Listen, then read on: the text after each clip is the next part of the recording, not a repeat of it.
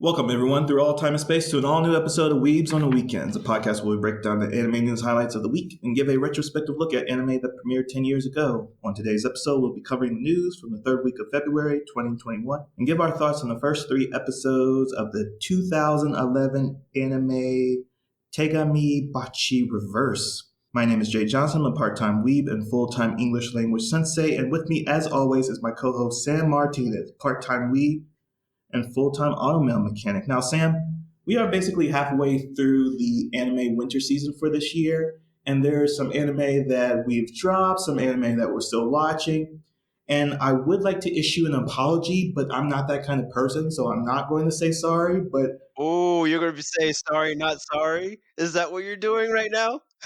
not that. It's just that my recommendation for Redo the Healer was given in good faith at the time, but now it's not a good anime. It's again uh, talking about anime that have censored and uncensored version, and it always blurs that line between what's anime and what's hentai. And It sounds like it didn't blur that line at all from what you're it saying right didn't now. blur that line at all. Yes, to follow up, to follow up is that I talked very highly of Interspecies Reviewer the year previously. We had the Peter Grill Philosopher's Time before, talking about like NTR comedy. And Redo the Healer is just poorly constructed revenge porn. And I was thinking about a parallel that I could make that this would be if the bride from Kill Bill was if she woke up from her coma and had that memory of the sexual assault that she suffered while she was asleep. And then she fell back asleep to actually confirm that the guy would actually Ooh. sexually assault her again, because the main character in Redo the Healer chooses to get re-abused to justify the audience or to sympathize with him, even though the smarter choice for the character would have been like to pretend that he was helping his enemies, because he does confirm that they are the same people in this new timeline, essentially, because he kind of it's smart enough to say like this might be a multiverse theory where different iterations of the universe have different versions of the characters. But again, it doesn't do the smart route by saying, oh, I'm going to backstab and work behind the scenes. It's just like, oh, I'm going to do the most brutal thing possible and get all those edge lords on my side to go on this rampage through female characters and depower them and abuse them. So when you fetishize violence in that way, and we talked about fetishized violence before with High School of the Dead, but in this, it's just off putting. It's not narratively strong. You're not sympathetic to the main character and all of that. It's just like low tier. And I'm not sorry, but it's a bad recommendation. So, Sam, other anime that you're either drop or still watching, how are you feeling about this anime season? I would say all the other animes for me are going pretty strong. The only one that I had sort of dropped out of was Back Arrow, mainly because the premise was very interesting in the sense of when they summoned their mecha, it's based on the user's conviction and what drives the person, whether it's to protect their town or it's to protect their person in a certain way, form, things like that. And everyone's conviction shows up differently, and it even shows what happens when you have a mass populace that's quote unquote brainwashed, and you can see how their convictions are very similar. However, you have this one person that doesn't have a conviction and he has all of these fantastical powers. It's also interesting what they do with it, but they it seems like they drop the ball and it's unsatisfying in how they do stuff. It's so it started out okay, and then it just became pseudo bland in terms of what was going on with the characters and their motivations and what they could have done with the power system and the themes that they are trying to push forward in the show. So I'm going to have to back away from Back Arrow, especially with all the other animes that we're watching right now. Oh my goodness, dude. it literally feels like a part-time job trying to keep up with all this anime. So I'm not gonna lie, I feel a little bit better and a little bit lighter having to drop Redo the Healer and Back Arrow from my viewing list. Man, that's kind of disappointing because, like, I did bring Back Arrow to your attention for the reason that it's from the creator of Code Geass. So you're not really feeling that Code Geass magic in Back Arrow. No, it was they tried to, but not. For instance, there was this one character that's really smart, and he had this childhood friend that was essentially the brawn for his brains, and they had their own promise that they made to each other, and the brains essentially turned coat on the brawn to help out the main character that we're following, and it doesn't really make sense, and even his reasoning that he gives, it sort of makes sense, but it seems out of character for him. It just feels forced. And whenever he does figures anything, they just give a blanket statement, "Oh, I'm a genius." And it comes off as a joke the first couple times, but then after a while, it's like, okay, so you're their walking MacGuffin at this point, so they can get out. I mean, there were times when he did something that was pretty clever, but after that, it just seemed as though he was. It seemed as though he was like their sonic screwdriver from Doctor Who, for some Whovians out there, when the sonic screwdriver was just used essentially to solve whatever problems came their way. So with that coupled with the poor handle of the convictions, and even with the townspeople that are in company with the main character that we're following, are being a little bit too unrealistic with, even though it's anime, it didn't really feel cohesive after a certain point. So it's sad to say, because I think that's the only mecha this season, or the only one that I'm aware of, so I had to back away from that. But all the other ones are pretty good. That's good to know. So, I mean, the West has these Razzie Awards. So, like, the best movies, the worst movies released in the year. So, not that we're going to talk about the worst anime of 2021, but these Redo the Healer and probably Back Arrow is probably going to make the list. But we'll see that at the end of the year. But what we do talk about is the best anime of the year. So, Sam, you got some news for us? This is the best segue ever. Yes, we do have some news. The Crunchyroll Awards had happened, and the results are in. Jay, are you ready to listen to the results of the Crunchyroll Awards? Not really, because I already know what the best anime of the year is. But as always, the time codes are going to be in the description for our weekend roundup for the news, as well as our 10-year discussion of the anime later on. So, Sam, can you hit me up with the other award winners? Because I'm not familiar with who actually won outside of anime of the year. All right, all right. So what we'll be doing is we'll be going through all of the categories that we had talked about back in our previous episode, which is the best fight, best antagonist, the best protagonist, the best girl, best boy, best animation, and then anime of the year. And what we'll do is we'll also do a tally to see which of us had chosen correctly on what Crunchyroll did in fact pick for that category. And once again, we'll start out with the best fight, and this category being the best fight sequence in all the animes that were recommended for this category. And my pick was Satoru Gojo from versus Sukuna from Jujutsu Kaisen, and Jay's crunchy pick was Deku versus Overhaul. And drumroll, the winner for this scene or this category was Crunchy. I mean, sorry, not Crunchy. Was Jay. Jay was correct in this category in that Crunchyroll chose the fight Deku versus Overhaul.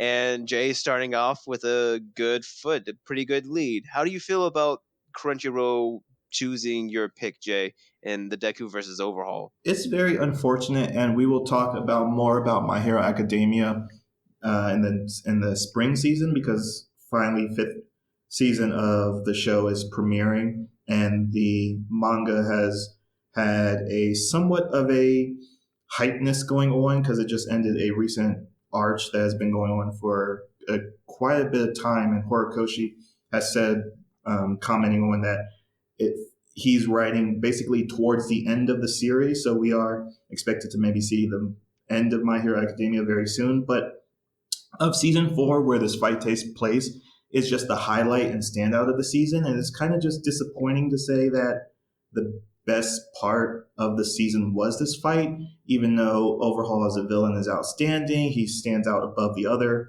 nominees in the best antagonist category. But for this fight, everything just comes to head. It has the emotional weight. Deku is fighting with a child on his back. He reaches the pinnacle of All Might, again, the Japanese version or Horikoshi's version of Superman. He reaches 100% and he's fighting with the strength of All Might in his prime. And Overhaul is like the strongest villain to date, given that he has the my I was going to say my brother Alchemist, but Full Metal Alchemist, Full Metal, yeah, Alchemist powers to disassemble and reassemble things. So it's a very interesting quirk where in a world of quirks is like this would be like one of those most S tier quirks, and it just all comes ahead. It's beautifully animated. It has that emotional resonance, and Deku just wins in an absolute victory where he's been taking L's up to this point relatively. So it's good to see that this fight was recognized for that. It's just a bit confusing to me because you said it was disappointing, yet you said all these positives about it. Could you remind me why it's disappointing? Because Oh, it's just disappointing as in the direction of My Hero Academia has become like the new weeb standard of shonen, and it's just like it could have been elevated that every part of the story is resonant, because you're talking about a kid that had no power in a yeah, world of superpowered people. And I guess this is my whole issue with the series in total, but it's just like the fight by itself stands out. But again, it's the story around the fight that kind of boosts the impact of the story. That's why all oh, those God of High School fights didn't really even cross my radar or even had a dark horse chance of winning for me. okay, okay. I'm thinking I can pick up what you're putting down. I might have to do some All Might training a little bit more before I can completely do that. So on to the next category. We have the best antagonist, and that's essentially the character or groups of characters who are actively working against the main character or the main focus of the series. And for me, I said that Rachel from Tower of God would be Crunchyroll's pick, and Jay said that Overhaul from My Hero Academia would be the pick for Crunchyroll. And this is where Crunchy started to trip us both up, because Crunchy had chosen Sukuna from Jujutsu Kaisen to be the best antagonist for 2020. Now, Jay, what are your thoughts on that? Because you just gave some accolades to Overhaul in his villainy and or how good of an antagonist that he was. What are your thoughts on Crunchy picking somebody as quote unquote subtle as Sukuna, and that's using subtle very very loosely? If I was in that crowd in that audience for the award ceremony, I would legit be booing, even if I was a industry type and supposed to be professional, because it Yeah. is a situation of Sukuna being a villain but not being an antagonist. And like literally you said it per your description, it's a character working against the interests of the protagonist. And Sukuna doesn't have any agency. He doesn't have any stated goals.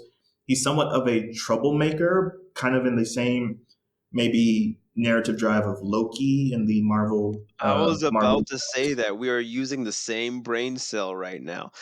Well, I mean, we are podcast partners, so it does make sense. But yeah, it's just like a situation of like Sukuna being in the same vein as like the evil devil on his shoulder. He literally inhabits the body of our main MC, and it's just a thing of he has no stated goal. He just wants to be free, but his freedom is contingent on other people, and he doesn't care who frees him. So that makes him fundamentally not an antagonist. It makes him a villain, and Overhaul is an antagonist. So I would have said Overhaul had a better chance of winning, but I would have picked Rachel from Tower of God to win, like you did, Sam, Yeah. because of that 13th episode when you see the whole course of the season one through her perspective is just one of those Hannibal Lecter moments of She was this doing character stuff the whole time. It was just like, oh, doing stuff the whole time. That's the best part of a villain. That's why Eisen gets overhyped as like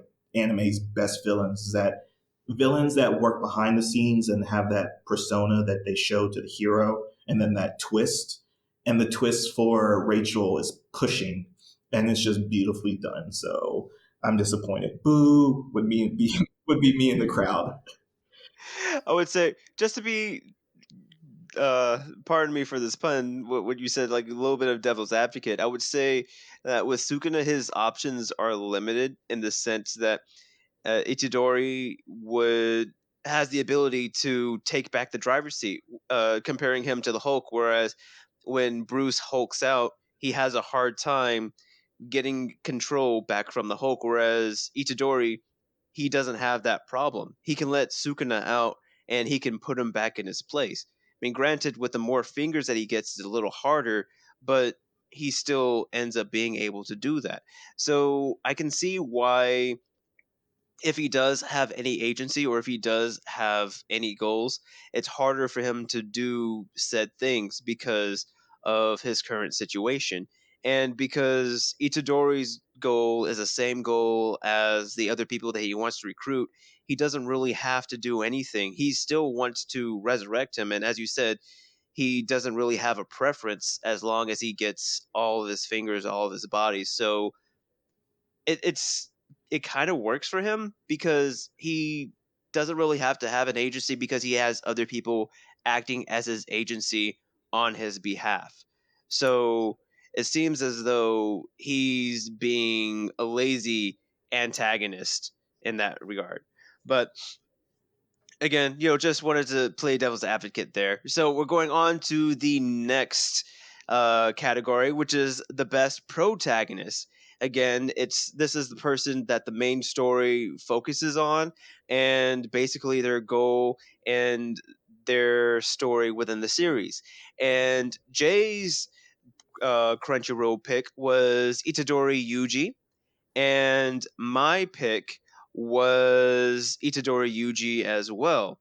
And once again, we are both tripped up by Crunchyroll because Crunchyroll had picked up Katarina Claes.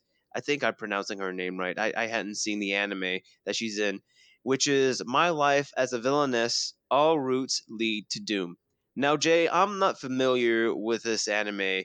I've only heard a little bit from what some of our mutual friends have told me. Are you familiar with this anime and its premise? I'm familiar to the extent of how no one was talking about it. And it's one of those series that is beloved by the industry, but no one talks about because it wouldn't build any traction on the platforms that they're on, like talking about YouTube with Yeah. like Giguk and the Anime Man and maybe Mother's Basement. But this is a basically meta isekai otome title where the main heroine has been transported to another world into the game of her favorite otome game or maiden's game. And she knows that she's in the role of a villainess, again, like the title, and that only has bad endings. So the protagonist part of her is trying to manipulate how the mechanics of the world works. And that is very interesting to think of how a protagonist actually uses their knowledge of the previous world into their new world. We kind of see that with Slime, where Hmm. it's kind of cheapened because of his ability. He can perfectly recall things in his previous modern life to this ancient feudal fantasy world. So, but with villainess, or all roads lead to like bad roads. Sorry, I forgot the subtitle already, but um, yes, all roads lead to doom. But yeah, she's actually playing the world as if she was playing a game. And that's just fundamentally interesting for what a protagonist do. To say that she does that better than Ikadori from Jujutsu Kaisen is like mixing, I guess, mixing sensations from what Ichidori is doing because his story is a little bit more personal. It's not detached to a protagonist playing a video game.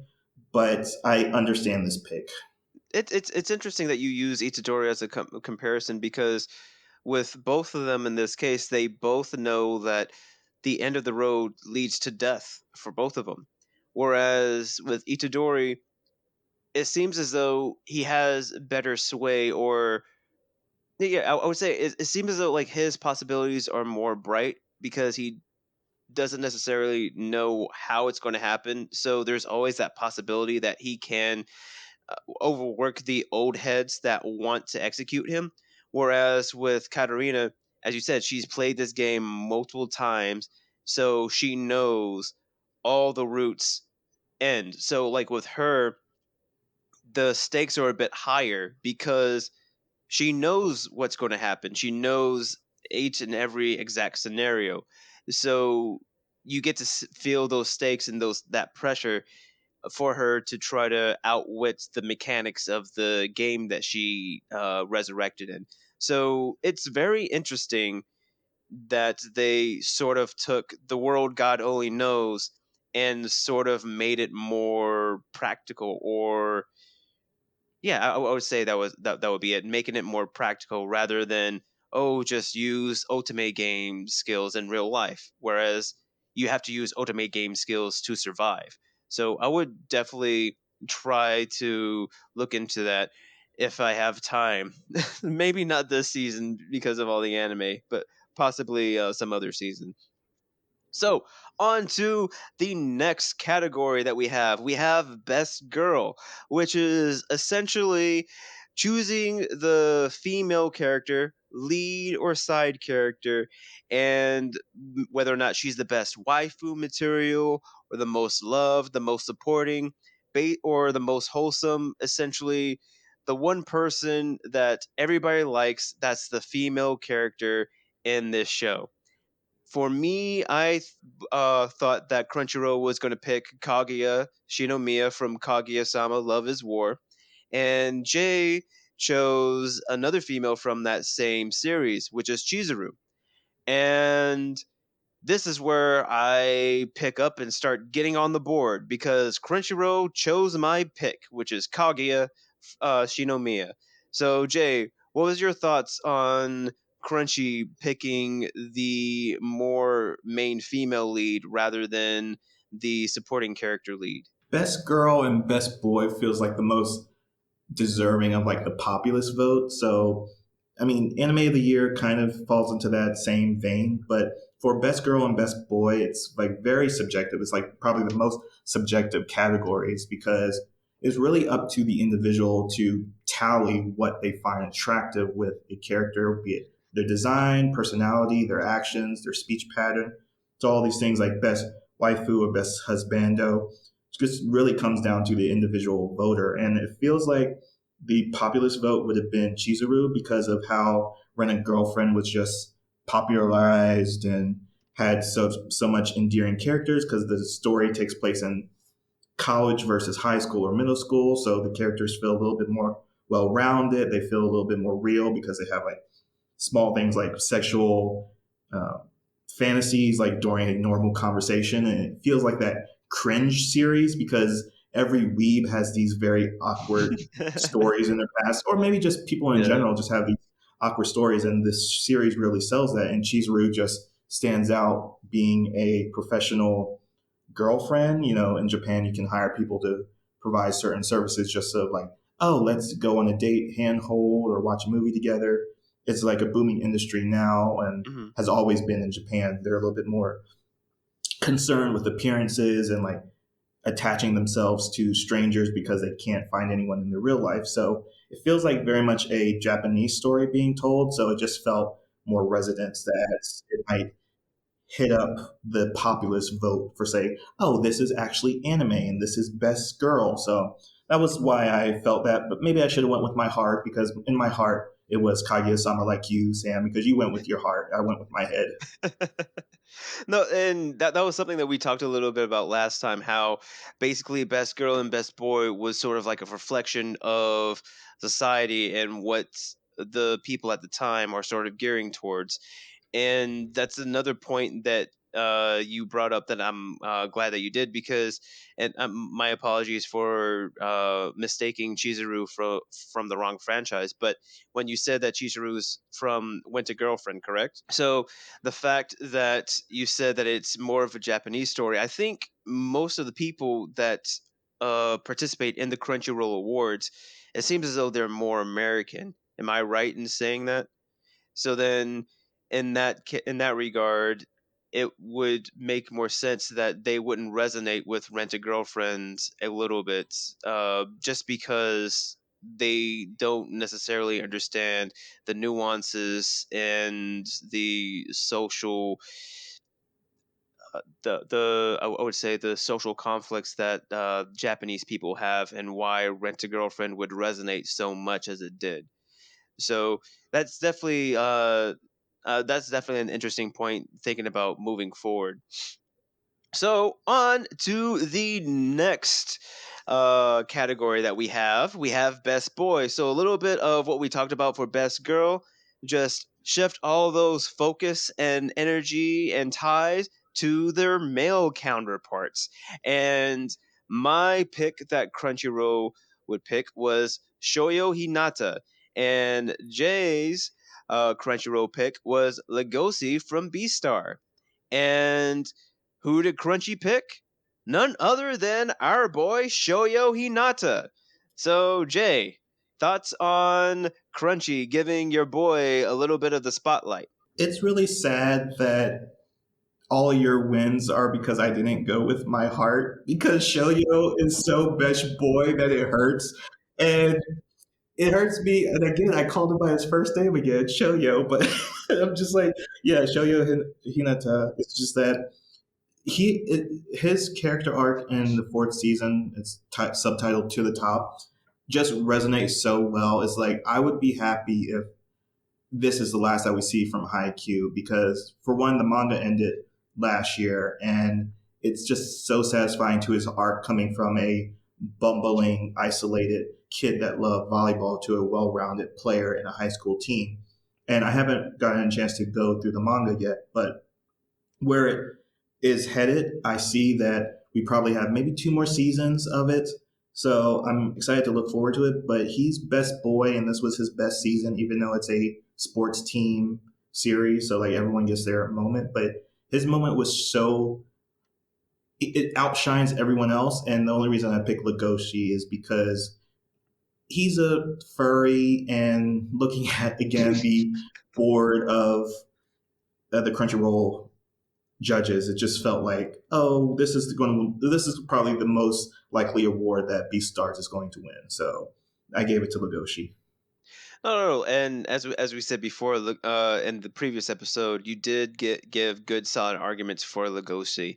So I was thinking that if Hinata didn't get it, that Legosi would get it for sure. So it was still a good pick. And on to the best animation, and I feel as though that this category speaks for itself, in the sense that best animation just means all around art style, fluidity, direction, everything that encompasses the animation that goes into here. For me, it was a three-way tie between Jujutsu, God of High School, and The Great Pretender, mainly because I really loved how those works looked and the music that was associated with them and everything that was done. Jay, you said that the anime was Keep Your Hands Off of Ezuken, and with Crunchy, you were right this time. Crunchy had picked Keep Your Hands Off of Ezuken, which is definitely understandable because of how glorious and pretty that everything is. And do you have any thoughts on resonating with Crunchy on this category? This is one of those categories that I do hope they eliminate next year because it does feel very much of a runner-up prize where, of course, animation is different from the overall quality of an anime, so it feels necessary. But Crunchyroll, this is the fifth award ceremony for Crunchyroll, so they're still kind of getting their legs about themselves for it. So they have changed some of the categories from the previous year. So Mhm. I do understand the necessity of animation of the year, but it does feel like the prize that would have been anime of the year. So I understand why, again, like why it exists, but it feels kind of hollow. I'm glad Ezukin got an award in this because this is by Masaki Yuasa, who did Devilman Crybaby 2 years ago, as well as just an outstanding director who's been acknowledged on many fronts. And again, I put this little low on my list because of its themes feel very directed in the way that Studio Ghibli directs their movie to like a younger audience. But the Oh, animation, yes, you're right about that. again, just is on par to the best of anything that came out last year. So I'm glad it won, and to say that it resonated with the New York's best time anime, or not anime, but TV show list as well, to kind of boost that in popularity. So not surprised at this one. So then I would say that going on, I do agree with what you said, and I really do appreciate the note that you mentioned about comparing it to Ghibli, because looking back on it now, you're really correct about that. Like, it does encapsulate that awe that you would get as a kid, what Ghibli does too, and you see that in its themes. I would say, going on to the last and final category, the big anime of the year, I would say this one sort of surprised everybody, because my pick was Keep Your Hands Off of Ezukin, and your pick was Beastars. And Jay, would you tell us what Crunchyroll's pick for Anime of the Year was? So this is my second time booing at the Anime Awards if I was there. But yes, the winner for the 2020 Anime Awards was Jujutsu Kaisen by Studio Mappa. And again, we talked about this thoroughly in a previous episode, but I just said that this didn't have a chance to win because it was ongoing at the time of the nomination process as well as the voting process. So it just felt like a disservice for Jujutsu Kaisen to win. But then thinking about it after I heard that it had won made me realize that because it premiered in 2020, it wouldn't have been eligible to be nominated in the 2021, for the following year's anime, award ceremony cycle. So it makes sense that if the industry thinks that Jujutsu Kaisen season one is going to wrap up strongly from what Studio Mappa has done in the past, because it has a very good track record, that it deserves to get anime of the year now, but it can't next year. So I'm okay with this choice, even though Beastars is going underappreciated in this award ceremony, as well as Ezuken not being recognized. So it's one of those hard things to swallow, but I'll accept that Jujutsu Kaisen is anime of the year. I begrudgingly accept your decision. No, which is understandable, because looking back, Jujutsu Kaisen did win two other categories, and My Hero Academia and Kaguya-sama won two categories as well. So in the end, Jujutsu Kaisen won three of the awards. My Hero and Kaguya won two awards in other categories as well. And to sort of compare who won in anticipating Crunchyroll's pick, either me or Jay, we were both tied 2 for 2. Jay getting the best fight as well as the best animation. Whereas for me, I chose best girl and the best boy. So we don't really have any penalties or any surprises this time round, Jay. But I think we had spoken earlier, and you had suggested that we possibly have those the next go around. So maybe next time for the next Crunchyroll Awards, there'll be more at stake in us choosing what Crunchyroll picks. Am I correct? For sure, there should be. Well, we'll have a bingo card maybe made officially, and then we'll have a little reward and punishment for the winners. And if we both get or tally together at the same score, that we have to both do it. I was thinking about maybe eating ghost peppers. Oh, don't. Oh. Can we do like that next level down? I'm not there yet with my spicy. I'm working on it, but bruh, my mouth will Uh, be on fire for days. exactly. It should hurt that you're a bad anime fan. But yeah, I'm looking forward to next year because one, it's super packed this year for anime. It's just like I hope that this winter anime season doesn't get forgotten because of recency bias. But yeah, man, is that all for the news today?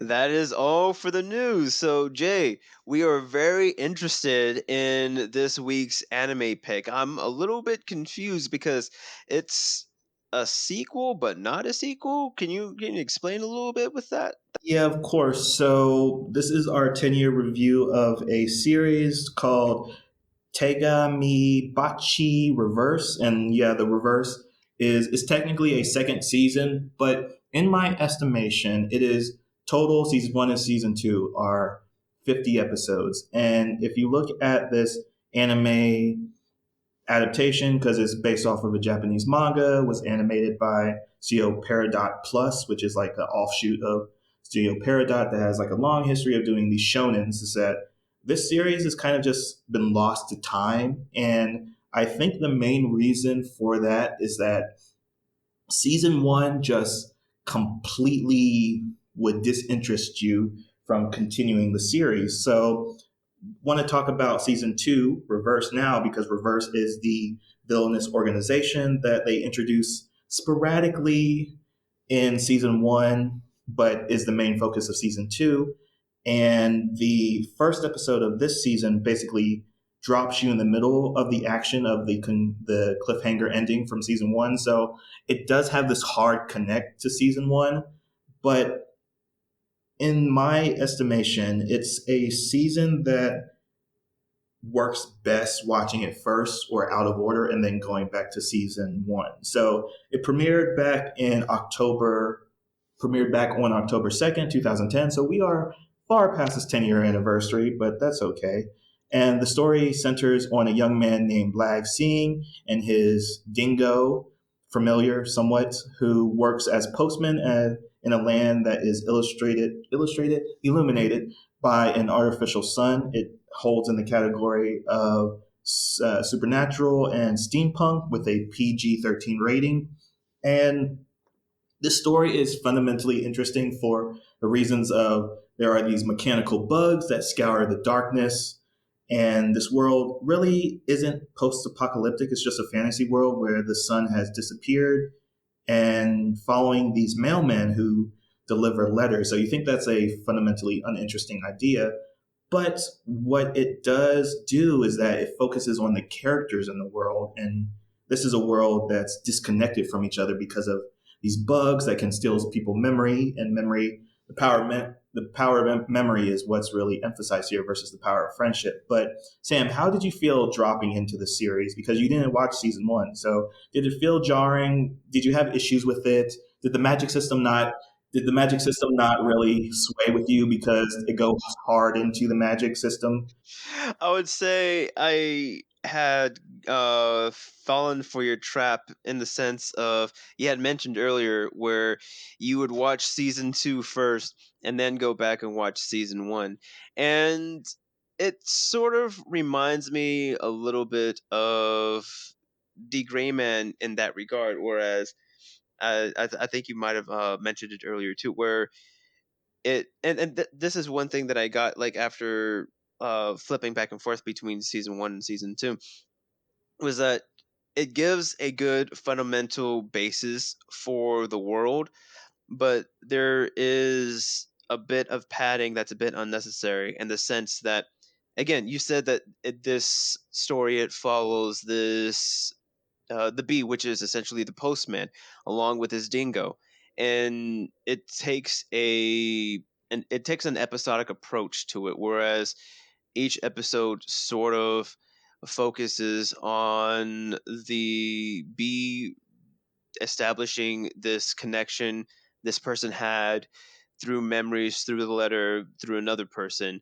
And that is also something that we get in The Gray Man. And The Gray Man is fun, but it's also known for feeling very long and a little bit unnecessary in that regard. And I guess that's what you're saying in terms of season one, whereas they do so much, but the story doesn't really progress until the second series begins.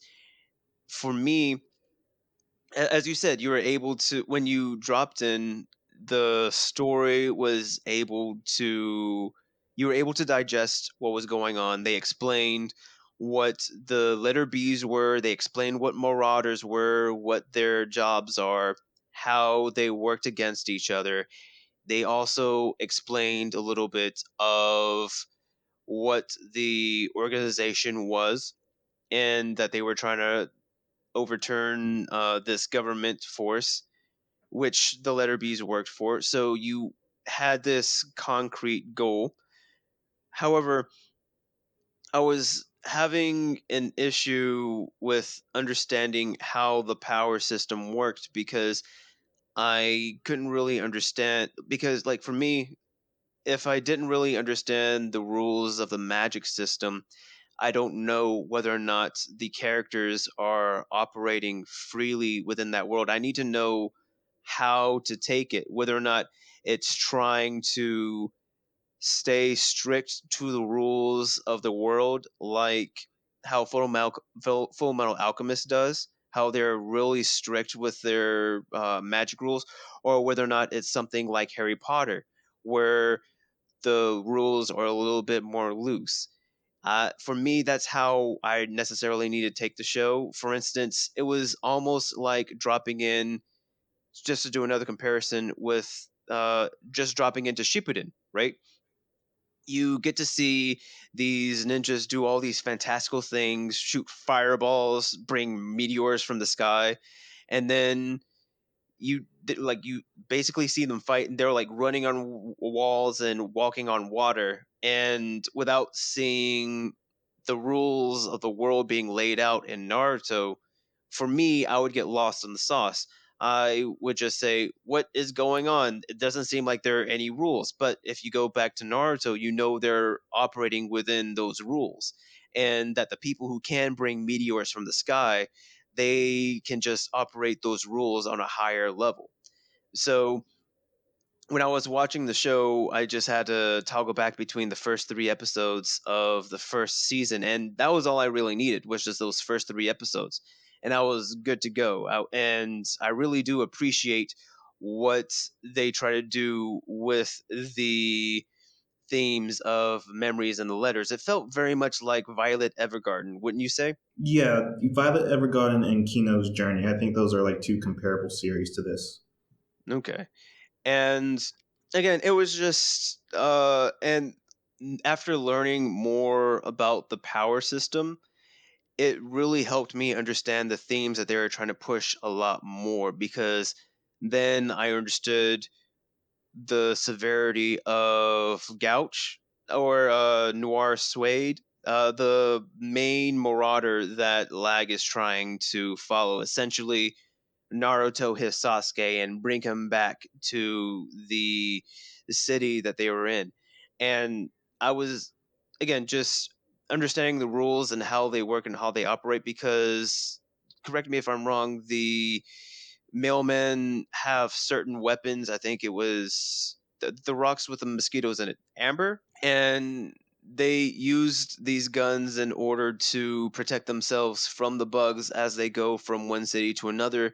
However, there is a cost to using the amber in this way, and with that explanation, you begin to understand why Gouch is in the situation that he's in, and he's essentially being manipulated by by the poor man's version of the Millennium Earl from D. Gray Man. And now I understand the severity, or at least the stakes, that Lag has in order to bring them back. So that was really my problem with it. I don't necessarily, if again, because that's how I view magic, and it helps me understand the themes that the show is trying to portray. With this one in particular, I definitely need to have the rules set up so I can understand where they're at in this point in time.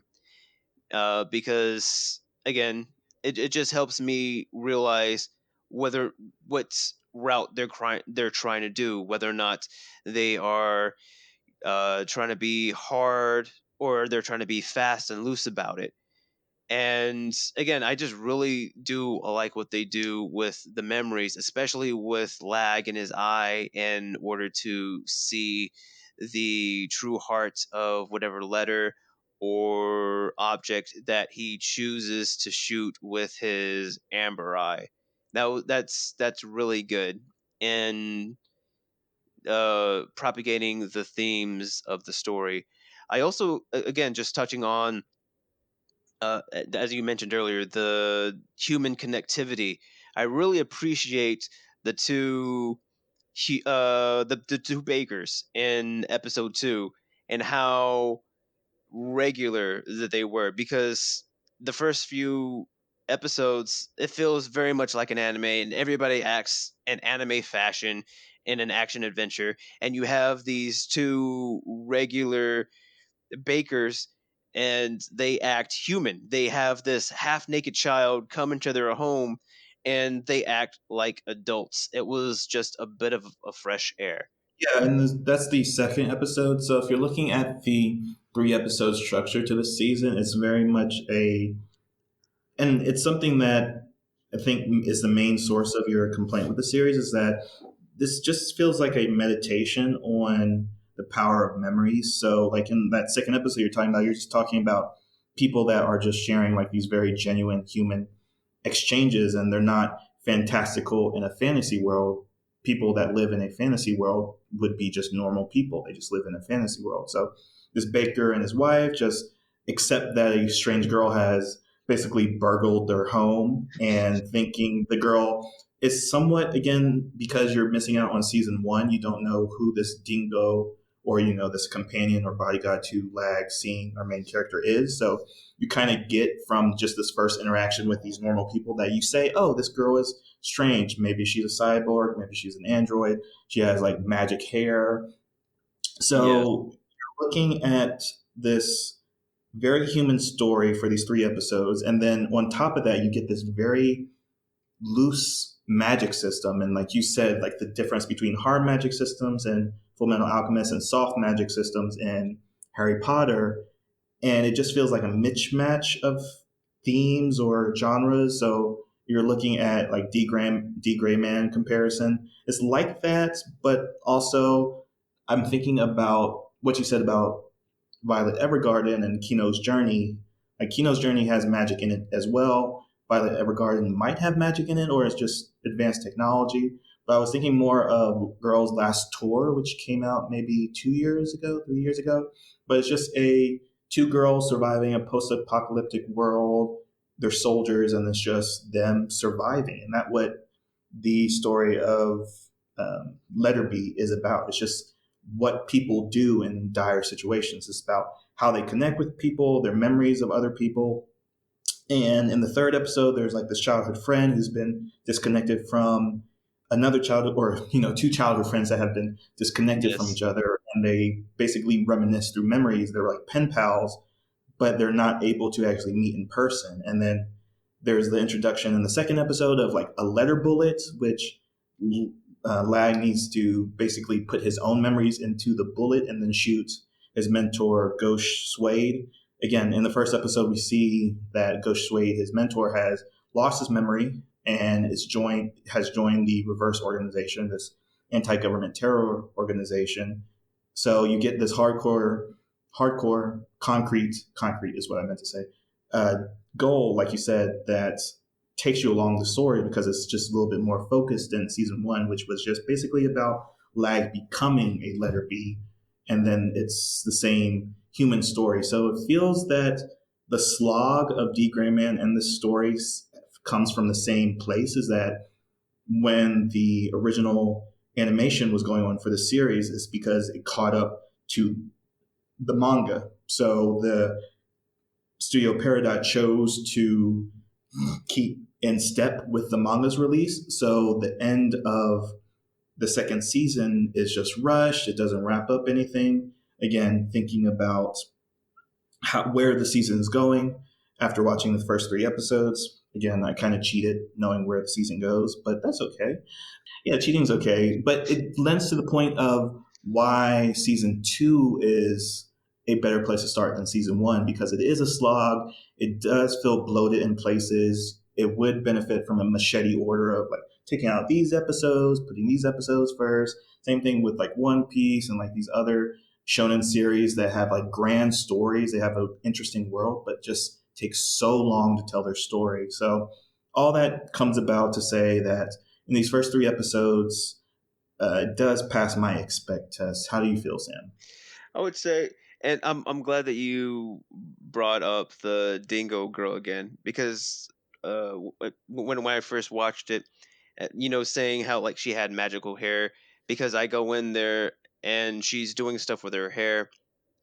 Because I don't know the rules of the magic, I don't know if that's necessarily attached to the amber. For instance, just taking up D Gray Man because in D Gray Man essentially they're just exorcists just exercising spirits, and along their journey they run into a vampire, and in the world they realize that the vampire was essentially just an exorcist using his abilities in a different way. So when I'm watching letter B, I don't know if this dingo, if she is using her abilities with amber or if it's something completely different. And again, that's just one thing that I have to satisfy personally. Again, just to see if the world is being cohesive with itself. And that was one thing that they did show. They did show that she was of a special lineage. So, because she had a wound, and they were like, "Holy smokes, she was actually wounded." So it's like, okay, so she's a big deal, like what she can do other people can't do, but I don't know what that is in terms of if she just has super amber abilities or are her power sets completely different. But looking back on it in terms of my expect or suspect, I after going back and watching those first three episodes, I do have an expect for the series. It seems to be as we had continued to compare the shows to Degree Man, essentially just a light, casual, semi episodic romp with at least now in episode two, the story is going to be picking up a lot more. And there is a definite goal for the characters to try to accomplish. So, and I really do appreciate what they try to do with that red bullet that you mentioned, because we have this postman who knows about delivering letters and had to help reveal the true heart of the context of whatever package that he's delivering.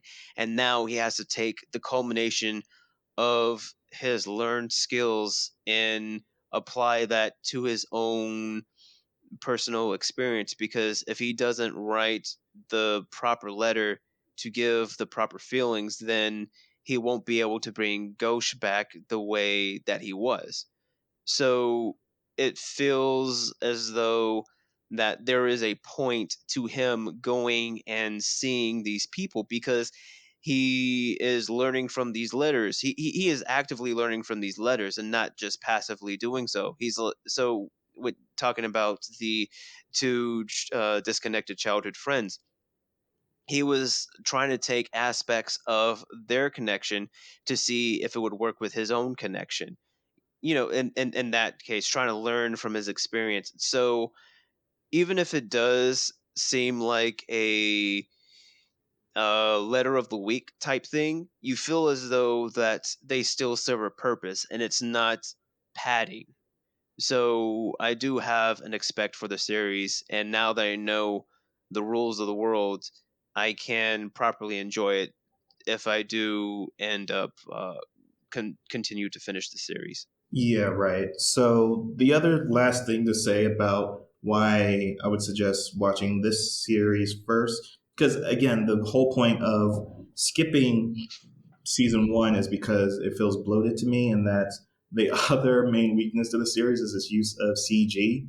in its mecha bugs. And again, if you're animation snob where you can't get over how ugly some animation is for the time, again, we're talking about this 10 years um, after the fact, and we've kind of been exposed to, let's say, Studio Mappa, and we have a less tolerance for what is acceptable for our eyes to view. So in the first three episodes of this series, we don't actually see the mecha bugs that are the source of antagonism in the first series. So there are some things that are good about the CG models of those bugs, especially like when they get destroyed. It's like a very spectacular animation to that. But other than that, that is the weakness that the second season fixed because it just focuses on those strong connections of background characters in the world. So, talking about its setting, it's an interesting world. Amber Ground is what the world's called. It's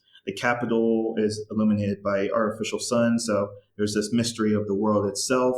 Something like Sound of the Sky that we talked about is like environmental storytelling. So, like, why is there a sun that's artificial? The capital's right under it, so they had time to build a sprawling capital, and then but there's also cities and towns outside of the capital city. So, in terms of the history of the world, it's kind of left undiscussed. So there's like weak things like that in like its narrative, but the characters and the stories, you have the good strength of Lag is trying to save his mentor, so you attached with that kind of emotional drive for the character. Because even in the first episode of the season, Lag and Suede's sister break down crying over Lag or over Suede going missing. So, like, again, something that you can go into season two just knowing that this is their relationship. It's somewhat of a father son, but Lag began his story as like a package to be delivered, and then he became a letter B or a mailman.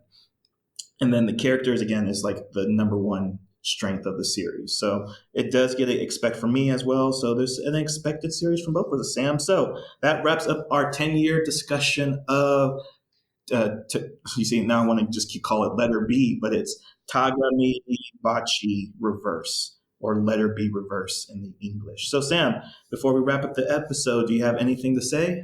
I don't think that our listeners are really truly understanding the heart of this podcast episode that we're trying to convey, Jay. I believe that we probably have to shoot them with a whole bunch of red needles.